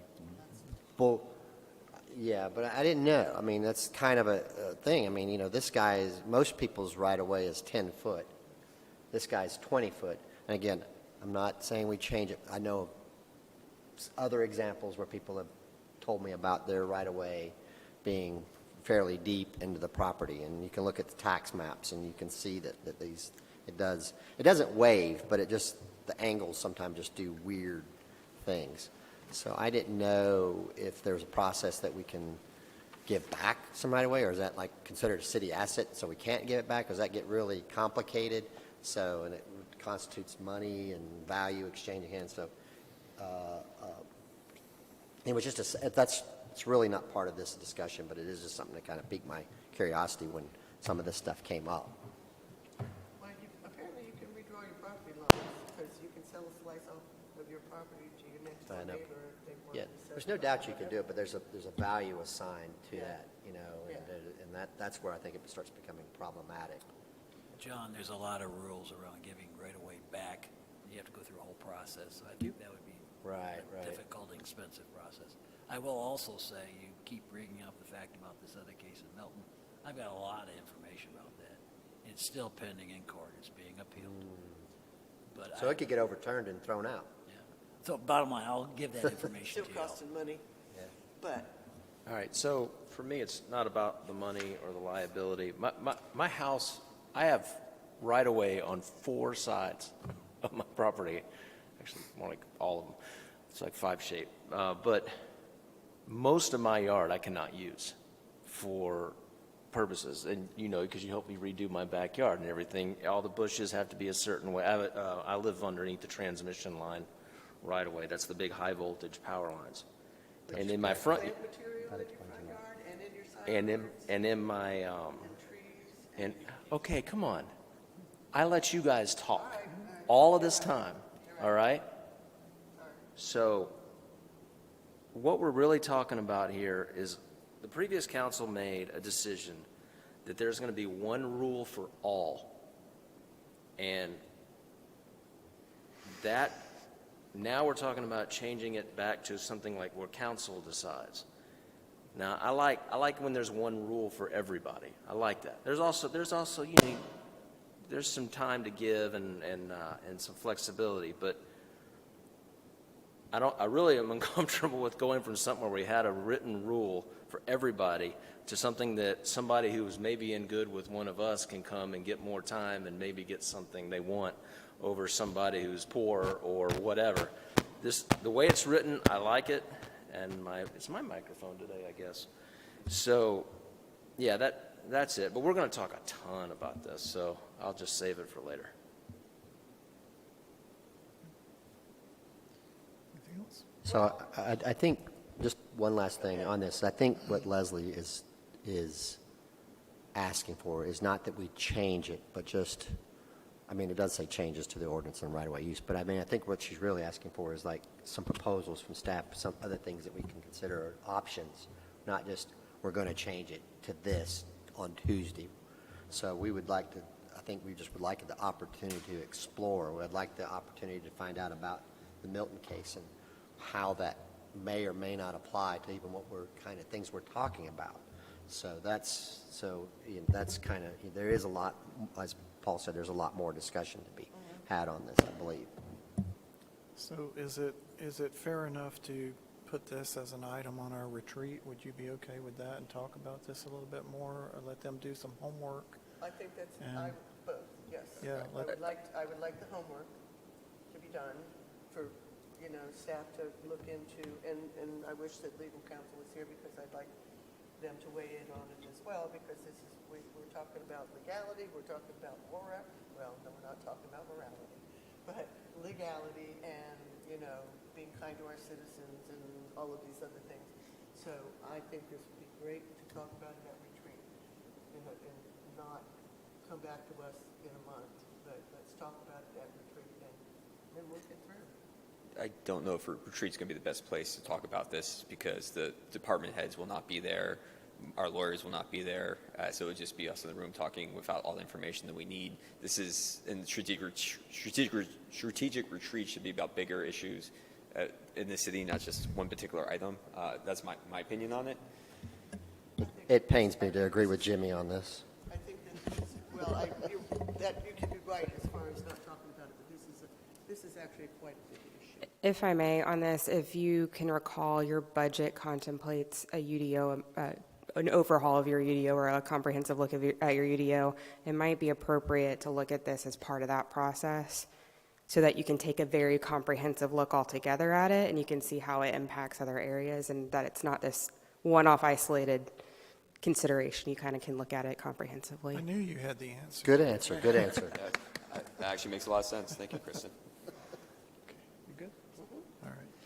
All right, then that will take us down to public comments. The mayor is the presiding officer. All remarks shall be addressed to the city council as a body, not to individual members. Anyone wishing to speak shall come to the microphone, give their name and address to the city clerk, limit remarks for 3 minutes unless further time is granted by council, not speak a second time until everyone wishing to speak has spoken once, and no one can speak more than twice. Please do not speak unless you have the microphone and have been recognized. And with that, anyone wishing to address council this evening.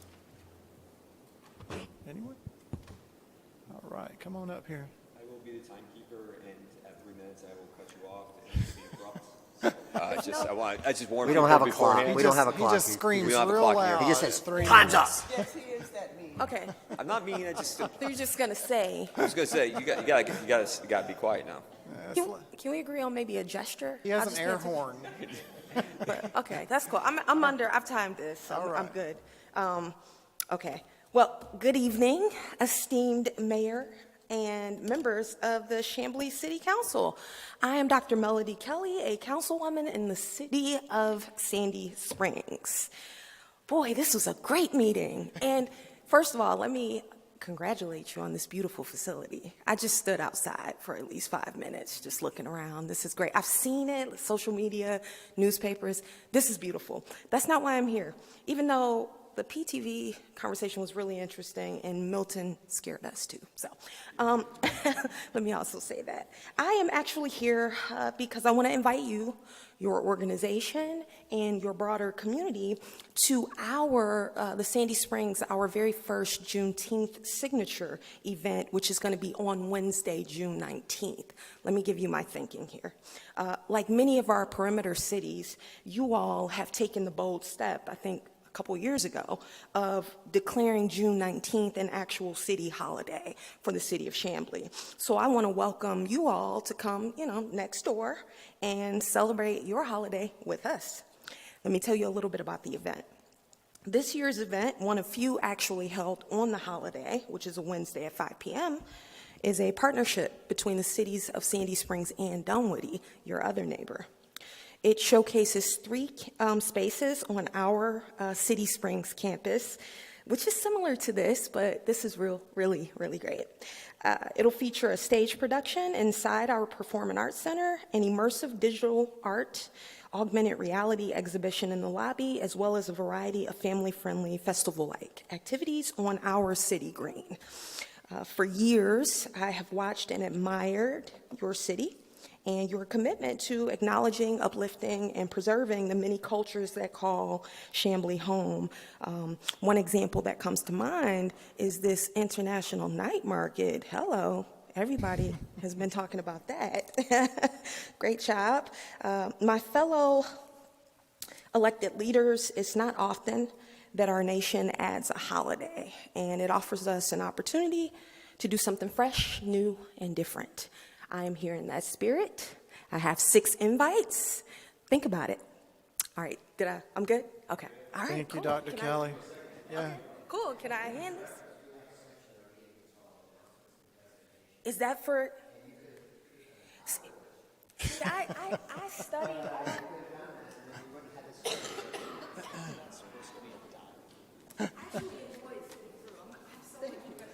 Thank you. You're probably like me, and you. Yes, I'm gonna be in Savannah. Are y'all gonna be in Savannah? Yeah. Yes, I'm gonna be there Friday to Sunday. I just want to say thank you for commenting about some of the fun things that we do in Chamblee. And I think a lot of that credit needs to go to a lady to my left, Brittany, for all the hard work she does. Point out to the city attorney it's citizen comment, and you're not supposed to be speaking. Thank you, Dr. Kelly, and welcome to Chamblee. Any other citizens wishing to speak this evening? Anyone? Don't be shy. Do we have executive That one? session? All right, do we have executive session? Actually, we do. Council do? does, yes. Okay. Council needs to discuss personnel matters, so I make a motion that we enter into executive session to discuss matters related to personnel. Second. All right, I have a motion and a I got second that. You to did, enter you did. executive session to discuss personnel matters. All in favor? All right, that is unanimous. So we'll step out. Hey, John. No, Paul got it. Finally has a meeting, he decides to speak. Pardon? Where did? Claude is way to the top.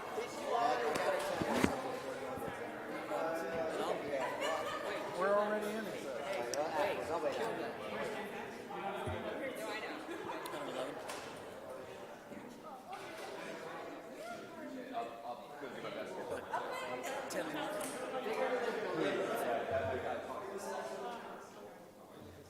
I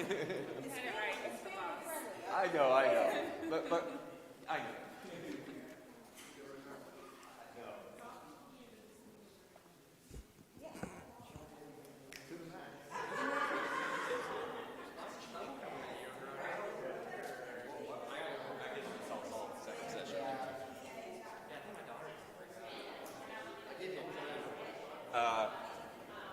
Was it a one-wheel accident on the trail?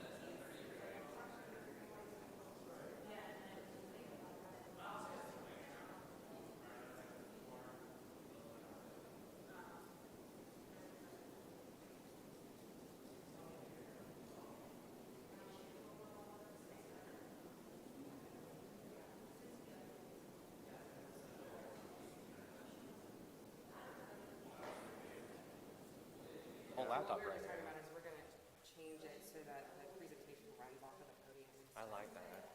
Because it's too hard for me to run it from sitting on that corner. Corner, yeah.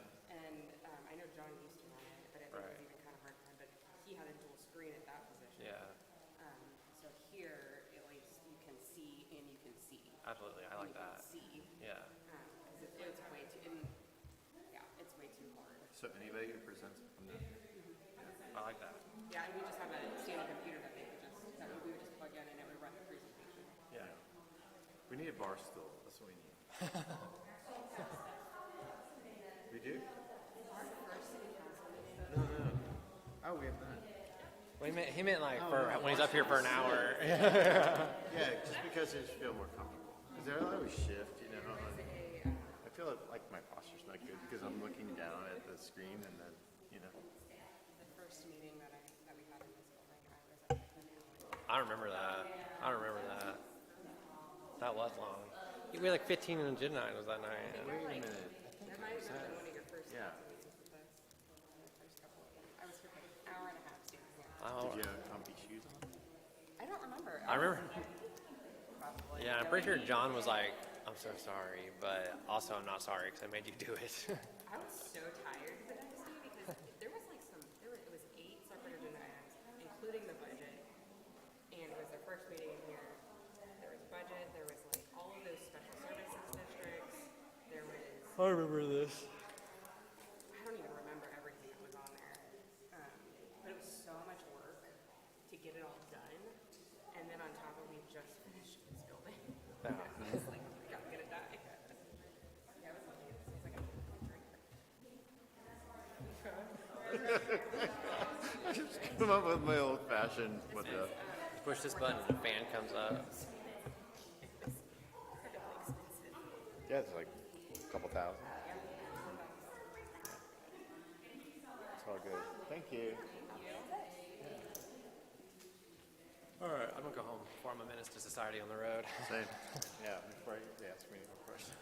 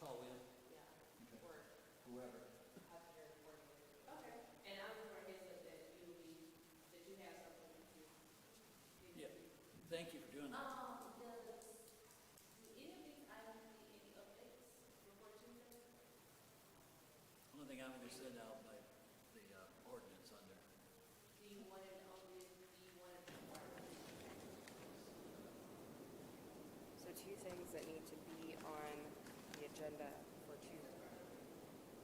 So, they didn't say to move the alcohol stuff to first read. Right? I mean, we can ask them in the meeting if they want to, on Tuesday, if they want to move it to first read.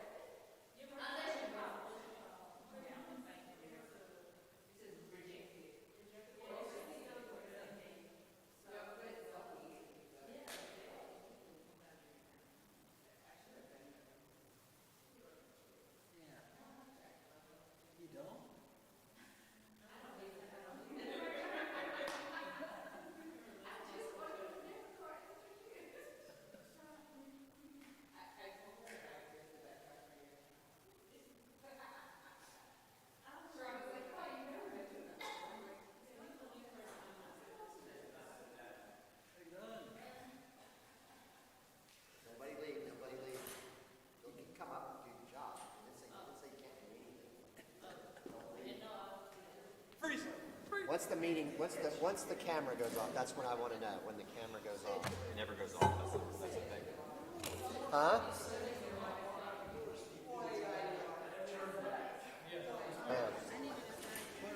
Per diem?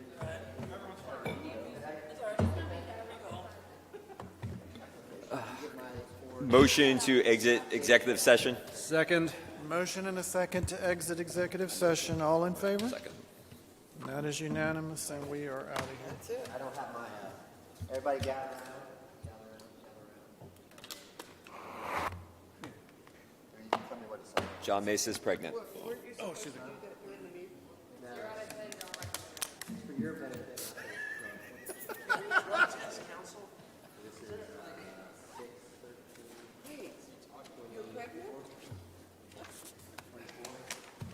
First born.